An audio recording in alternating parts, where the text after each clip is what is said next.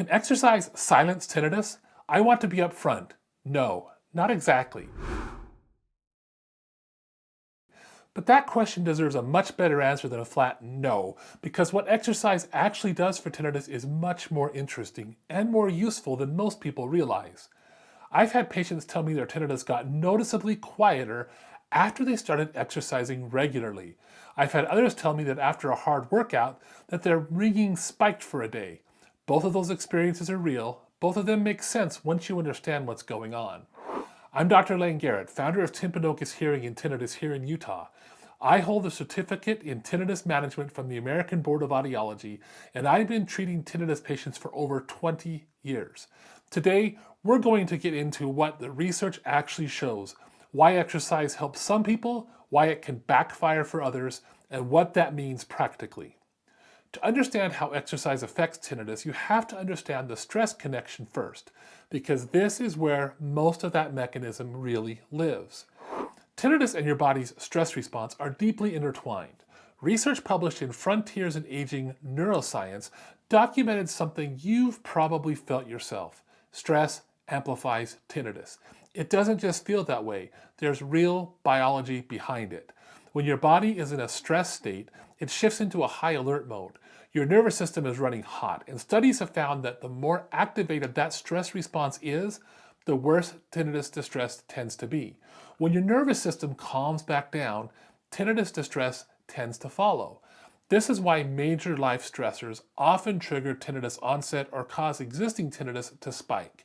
It's why people frequently report their ringing is loudest when they're exhausted, anxious, or overwhelmed.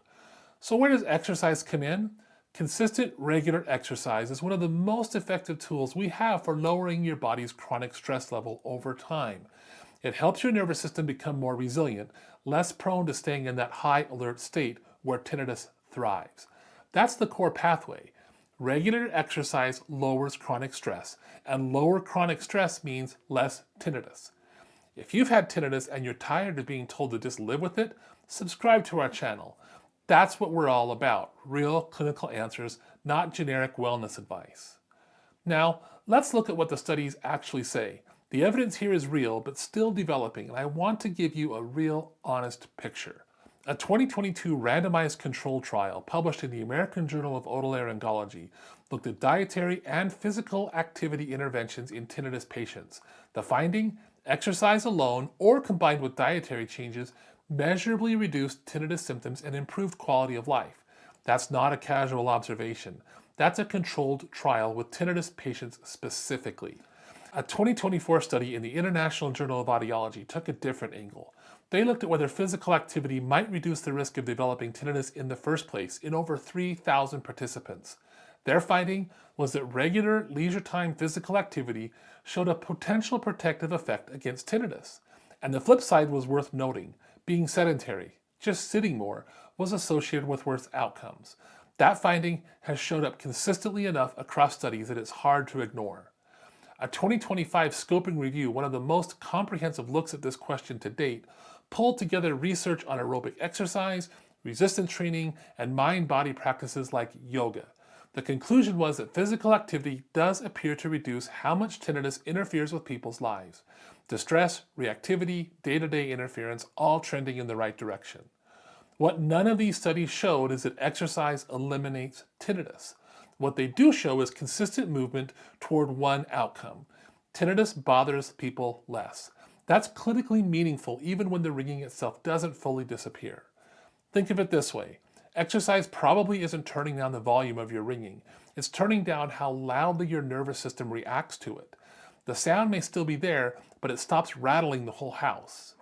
Now, some people try intense exercise to manage their tinnitus, and it makes things temporarily worse. There's a real reason for that, and it's worth addressing directly. High-intensity exercise, hard cardio, heavy lifting, and HIIT cause a short-term spike in your body's stress hormones. For people whose tinnitus is highly reactive to stress, that spike can briefly turn up the volume on the ringing. Your body is treating that intense effort as a stressor, even though it's a healthy one. Here's the important part. Over time, as your body adapts to regular training, your baseline stress hormone levels drop and your system becomes more resilient. The short-term spike matters less and less. But if you jump straight into high intensity exercise and your tinnitus flares up, that's not a sign that exercise is bad for you. It's a sign you need to build into it more gradually. Start moderate. Walk, bike, swim, yoga. Let your nervous system adapt before you push the intensity. I saw a patient recently who came in and he said that he had significant tinnitus that was worse after a stretch of major work stress. He'd stopped exercising entirely during that period. Sedentary, poor sleep, high anxiety, the full picture. We put together a comprehensive plan: sound therapy, cognitive behavioral therapy based work through my tinnitus therapy, and I specifically added exercise as part of his lifestyle component. His assignment was simple: 30-minute brisk walks 5 days a week. Now, it wasn't immediate. For Derek, it took about 6 weeks before he noticed his nervous system starting to settle down, and by 3 months, his tinnitus handicap inventory score had dropped significantly. He was doing multiple things at once, so I can't give all the credit to the walking, but what he said told me stuck. When I started walking every day, my tinnitus didn't feel like an emergency anymore. It was there, but I could leave it alone. That's the goal, not silence. His tinnitus didn't disappear, but his nervous system stopped treating it like a 5-alarm fire. Exercise was part of what got him there. So what does this mean for you? If your tinnitus pulses in time with your heartbeat, or if it's only in one ear, stop here and see an audiologist or an ENT before anything else. That's a completely different clinical picture that needs medical evaluation first. Exercise is not your starting point there. Exercise belongs in your tinnitus management plan, not as a cure, it isn't one, but as a real lever that works through real mechanisms like lowering your stress, improving your sleep, improving your mood, and making your nervous system more resilient. Most people quit exercise as a tinnitus tool in the first 2 weeks because nothing has changed yet.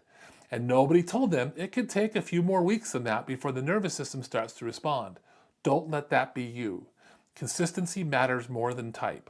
Walking, swimming, cycling, yoga. Pick something you'll do and stick with it regularly.